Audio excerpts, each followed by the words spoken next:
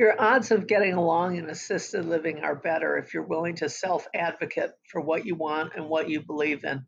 One of the vehicles for doing that is what they call a resident council, which is where all of the residents are invited to get together once a month, generally at the beginning of the month. We meet the first day of the month at 2 in the afternoon. And you talk about things that bother you or things that can be better or things that you'd like to see.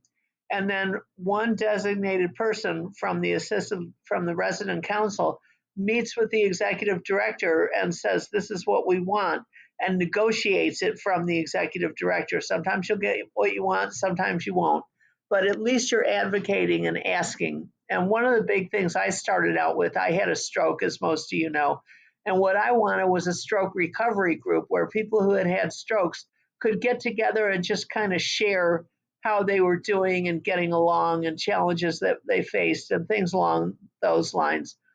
So I told the resident council I wanted to start a stroke recovery group, and they absolutely refused to let me. And I met with the executive director and I said, hey, it would be a good activity for people, but I feel strongly about it. I want to start it.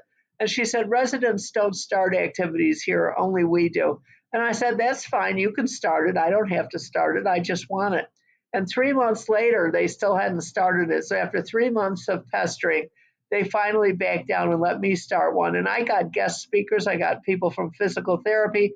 I got people in to talk about depression. I mean, I really went to town and really got deeply involved with it and got guest speakers and had the group open where we could all talk about our challenges and how we were getting along and kind of support each other. So it was a good group and it went on for at least a year. But then this facility had another COVID outbreak and we were all shut in our room. So it kind of dissipated there. I'm going to try and get it started again and see how that goes. But I thought it was important. I enjoyed my involvement. And I think all the people that went to it enjoyed it too, because when it was done, a lot of people would come up to me and say, Nance, that was really great. We really appreciate your doing this.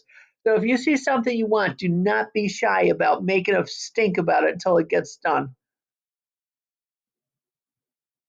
I also talked them into letting me run some classes. So wine is kind of an interest of mine. I actually took Wine Spectator's sommelier level wine course, which was a couple $100, and it was quite an involved course. But I learned a lot about wine appreciation. So I did a port wine class where I compared tawny port and ruby port. And this Thursday, I'm doing a Pinot Noir course where I'm comparing Oregon Pinot Noirs to California Pinot Noirs, and I'm also comparing expensive Pinot Noirs to cheap Pinot Noirs. So that'll be a fun class. And because it's got alcohol, I tend to get a lot of participation. So if you feel strongly about something, set up a class for it and run a class on it. It'll be a way to meet other people and to get involved and to have something to look forward to and something to I don't know how I want to say this, but take charge where you grip your life and take control of your life. It's a way to take control of your life. It's a way to self-empower. So I recommend that. So give it a try and see what you think. Leave some remarks in the comments below on how it went for you.